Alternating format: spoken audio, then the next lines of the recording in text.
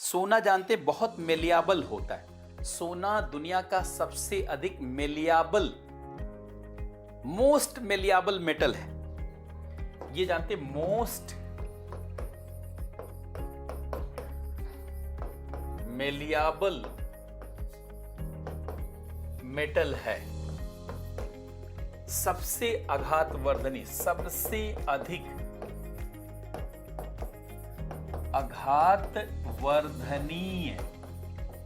वर्धनीय धातु है। यह सबसे अधिक आघातवर्धनीय धातु है। जरा ध्यान देंगे इसका क्या मतलब है, जो लोग नहीं जानते एक बार सुन लें। सोना सबसे ज्यादा मेलियाबल मेटल माना जाता है, सबसे आघातवर्धनी। आघातवर्धनी का मतलब जो घात को सहता है, मतलब जिसकी पतली पतली चादर बनाई जा सकती, बहुत पतली, जिसे मोड़ा जा सकता है, जो बहुत मुलायम है, बहुत मुलायम पतली चादर, जिसे बहुत मुलायम, जिसे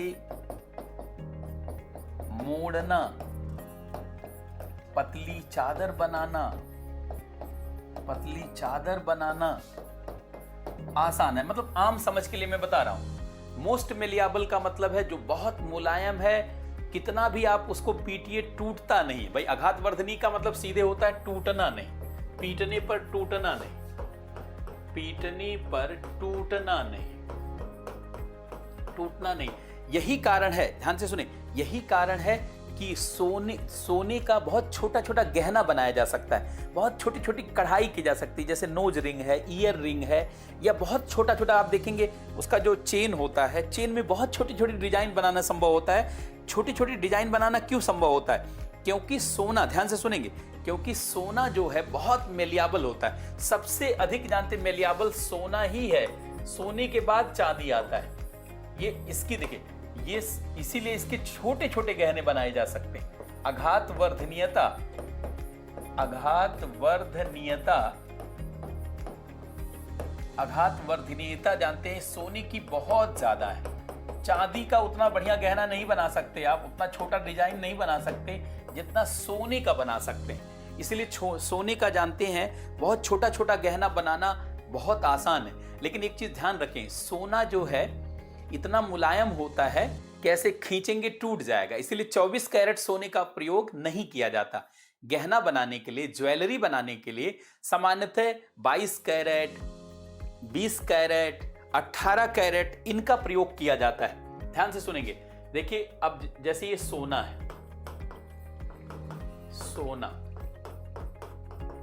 तो 22, जैसे आप 24 कैरेट सोना कहते हैं, 24 कैरेट सोना ये शुद्ध सोना होता है, इसके गहने नहीं बनाए जाते। ये शुद्ध सोना होता है, इसके गहने नहीं बनते, इससे ज्वेलरी नहीं बनती, इससे गहने नहीं बनते, गहने नहीं बनते।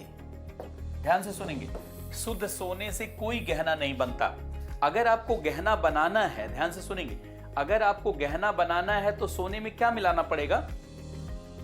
अगर आपको गहना बनाना है तो सोने में तांबा मिलाना पड़ेगा।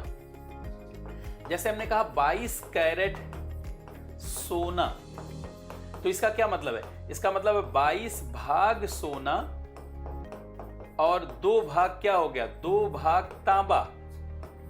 सोने में तांबा मिला के ही गहना बनाया जाता है। जैसे हमने कहा 20 कैरेट सोना, तो आप क्या समझेंगे?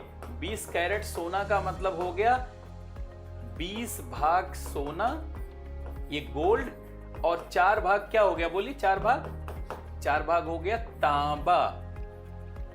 जैसे अगर 24 कैरेट सोना, ध्यान सुनेंगे, अगर 24 कैरेट सोने का कोई चीज बना दिया जाएगा तब तो चेन स्नेचिंग होगी, तुरंत ऐसे चेन पकड़ा आपके हाथ में आ गई। तब तो बेटियां, बहनें, तमाम माएँ चलती रहती हैं, बहुत सारे लोग चेन स्नैचर होते हैं, चेन खींचते हैं तो बहुत आसानी से निकाल ले जाएंगे। तांबा मिला करके सोने को मजबूत बनाया जाता है। तांबा मिलाने से क्या होता है? सोने, देखिए ध्यान से सुनेंगे, अगर आपको गहना बनाना है तो आपको सोने के साथ तांबा मिलाना पड़ेगा, अर्थात सोना और तांबा, तब बनता है गहना, ज्वेलरी।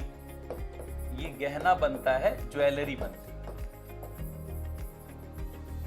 तब ज्वेलरी बनती है, तभी गहना बनता है, जानते हैं? क्योंकि सोने में तांबा मिलाने से ही कठोरता आती।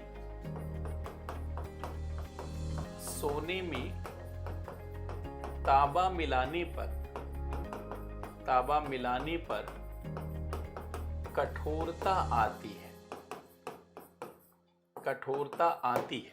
जितना ज्यादा तांबा मिलाएंगे उतना कठोर। अगर 12 कैरेट का आप बना दीजिए, 12 कैरेट का अगर बना दीजिए तो चेन स्नैचर खींचता ही रह जाएगा और कभी टूटेगा ही नहीं। आप ऐसे खींचेगा, आप भी ऐसे खिंचाते जाएंगे उसके पास।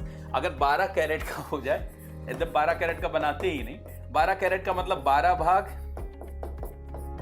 सोना और 12 भाग क्या हो जाएगा? तांबा। 12 भाग तांबा हो जाएगा। तो ऐसा तो कोई फिर तोड़ ही नहीं पाएगा।